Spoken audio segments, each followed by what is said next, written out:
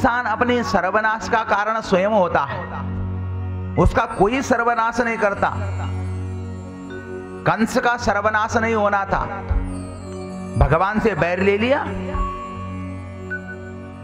रावण का सर्वनाश नहीं होना था, सकुटुंब नाश हुआ रावण का, पूरे परिवार मिट गया रावण का, इसलिए कि जगत जननी सीता का हरण कर लाया। जय। इसीलिए महाराज ध्यान रखना, जीवन में अगर कुछ गड़बड़ हो जाए तो दूसरे को ऊपर दोष मत देना, उसके खुद दोषी तुम हो। तुमको इन आंखों से कैसे दर्शन करने हैं, ये तुम्हारी आंखें हैं, क्योंकि आंखों से पाप और पुण्य दोनों प्रवेश करते हैं। इन आंखों से किसी स्त्री को अच्छे भाव से देखोगे तो बहन नजर आएगी, और गलत देखोगे तो गलत नजर आएगा।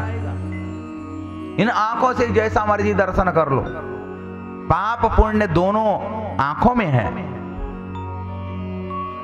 इसलिए महाराज भगवान ने अपने पुत्रों को कहा, बेटा तुम्हारी पास पहली चीज है क्या, रूप तुम्हारा बहुत सुंदर है, क्योंकि भगवान स्वयं सुंदर है तो पुत्र भी सुंदर होंगे।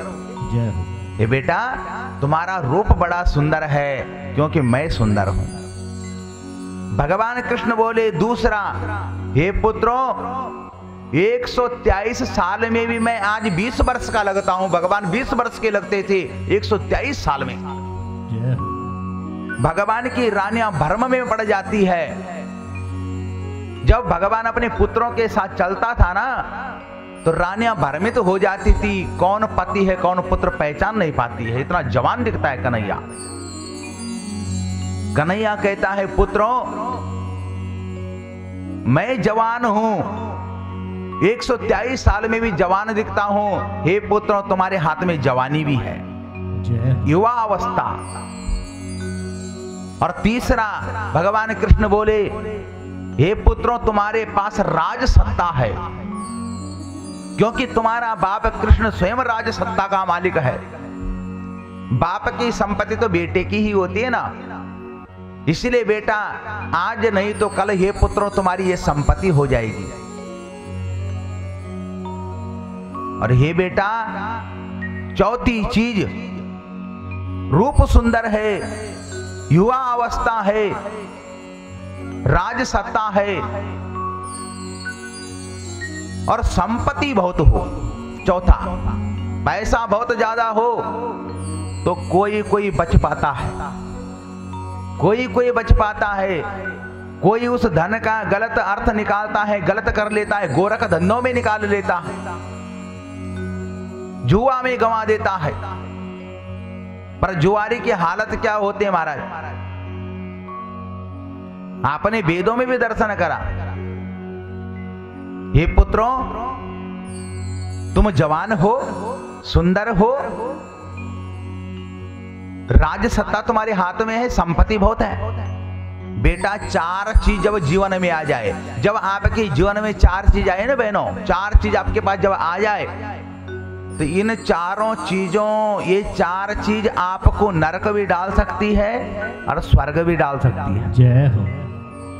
अगर चार चीज आपके पास है, नरक कब डालेगी, जब आपके पास विवेक नहीं होगा, और स्वर्ग कब डालेगी, जब आपके पास विवेक होगा। विवेक मानी ज्ञान। चार चीज होने पर बोलने का ढंग सीखो, वाणी का शुद्ध प्रयोग करो।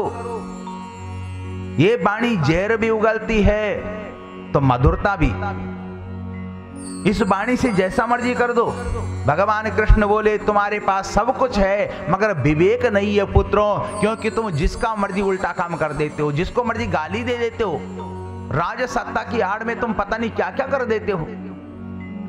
बेटा समझ जाओ, किसी का अपमान नहीं करना, किसी का दिल नहीं दुखाना। भगवान ने समझाया, मगर भगवान कृष्ण के पुत्र कहां समझने वाले थे, समझे नहीं, भगवान का मजाक उड़ाया। भगवान के पुत्र एक दूसरे से कहते हैं देखो देखो हमारा बाप सटिया गया। जब देखो धर्म की चर्चा करता है, धर्म की बात करता है। भगवान समझ गए मेरे पुत्र मानने वाले नहीं, भगवान ने सोचा अब अपने पुत्रों को ऐसा दंड दूंगा कि जब कोई भगवान कृष्ण के वंशजों की कथा सुनेगा उसकी रूह कांप जाएगी। जय हो। ऐसा दंड दूंगा इनको मैं।